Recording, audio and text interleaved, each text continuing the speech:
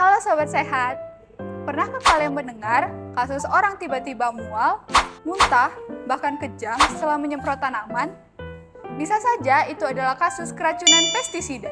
Contohnya, pada tahun 2024, seorang petani di Sulawesi Selatan ditemukan meninggal dunia karena keracunan pestisida usai tidak menaati aturan penggunaan pestisida yang aman, termasuk tidak menggunakan alat pengaman dalam penyemprotan pestisida.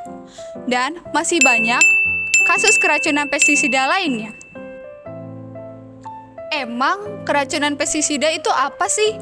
Apakah seberbahaya itu? Keracunan pestisida merupakan suatu kondisi serius yang bisa terjadi karena terpapar zat kimia yang digunakan untuk membasmi hama. Tidak hanya petani, tetapi masyarakat umum pun dapat terdampak, terutama karena tidak menggunakan alat pelindung atau menyimpan pestisida secara sembarangan. Pestisida bisa masuk ke dalam tubuh manusia melalui berbagai cara, seperti terhirup, tertelan, terserap lewat kulit, dan terkena mata. Setelah masuk, pestisida akan menyebar ke organ penting seperti ginjal, hati, otak, dan jaringan lemak. Dampak beracun dari pestisida tergantung pada jenisnya. Sebagian pestisida akan dibuang melalui urin, feses, nafas, maupun keringat.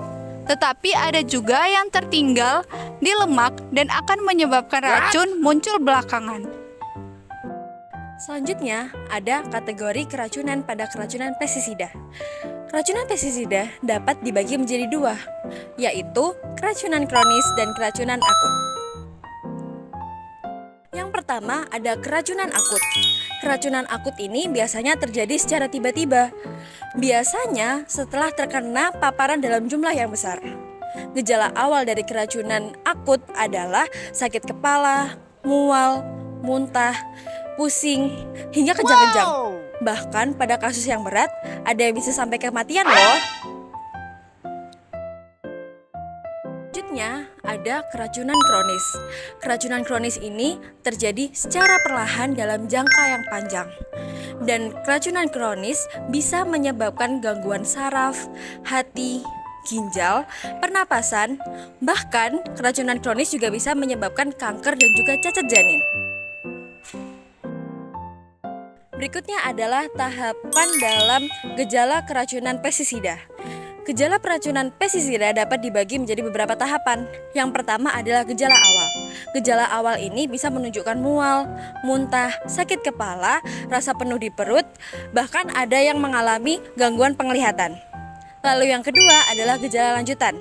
Gejala lanjutan ini biasanya menunjukkan air liur dan lendir yang berlebihan, diare, keringat, bahkan air mata yang berlebihan, hingga ada yang mengalami kelumpuhan otot loh.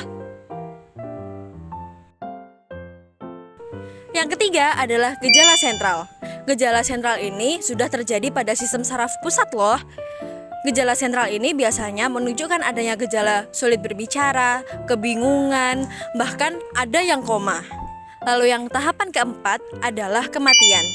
Jika keracunan pestisida tidak ditangani dengan benar, maka dapat menyebabkan kematian pada penderita. Karena keracunan pestisida ini dapat menyebabkan kelumpuhan otot pernafasan. Langkah penanganan keracunan pestisida.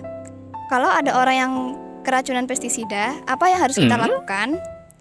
Langkah pertama yang bisa kita lakukan yaitu mengikuti standar ABCDE, yaitu airway, breathing, circulation, disability, dan exposure. Yang pertama airway, yaitu pastikan jalan napas terbuka. Yang kedua breathing, yaitu berikan oksigen apabila sesak. Yang ketiga circulation, yaitu cek denyut nadi. Apabila lemah, bisa diberikan infus dengan NaCl. Yang keempat yaitu disability, yaitu evaluasi kesadaran dan antisipasi kejang. Lalu yang kelima exposure, yaitu cek dan bersihkan tubuh dari kontaminasi pestisida. Langkah kedua yang bisa kita lakukan yaitu dekontaminasi. Dengan cara lepaskan pakaian yang terkontaminasi dan cuci tubuh dengan air mengalir dan sabun hingga bersih. Langkah ketiga yang bisa kita lakukan yaitu pemberian antidotum. Gunakan atropin sebagai penawar racun organofosfat. Langkah keempat yang bisa kita lakukan yaitu terapi suportif. Bisa kita lakukan dengan cara infus, pemantauan jantung, dan pemberian oksigen. Dan juga intubasi apabila kesadaran menurun. Langkah terakhir yang bisa kita lakukan yaitu rujukan ke rumah sakit. Apabila pasien sudah dalam keadaan yang berat, segera rujuk ke rumah sakit dengan fasilitas ICU dan laboratorium toksisitas. Apa sih yang bisa kita lakukan untuk mencegah keracunan pestisida? Yang pertama, menggunakan alat pelindung diri jika menyemprotkan pestisida. Yang kedua, simpan di tempat yang aman dan jauhkan dari jangkauan anak-anak. Yang ketiga, jangan makan, minum, dan merokok saat kontak langsung dengan pestisida. Yang keempat, segera cuci tubuh dan pakaian setelah melakukan kontak dengan pestisida. Yang terakhir, segera mencari bantuan medis jika mengalami gejala keracunan pestisida. Ingat, mencegah lebih baik daripada mengobati. Pestisida memang membantu bagi tumbuhan, akan tetapi berbahaya bagi tubuh manusia jika tidak ditangani dengan benar. Jangan lupa share video ini ke teman kalian dan keluarga kalian agar lebih banyak orang yang waspada terhadap keracunan pestisida. Sampai jumpa.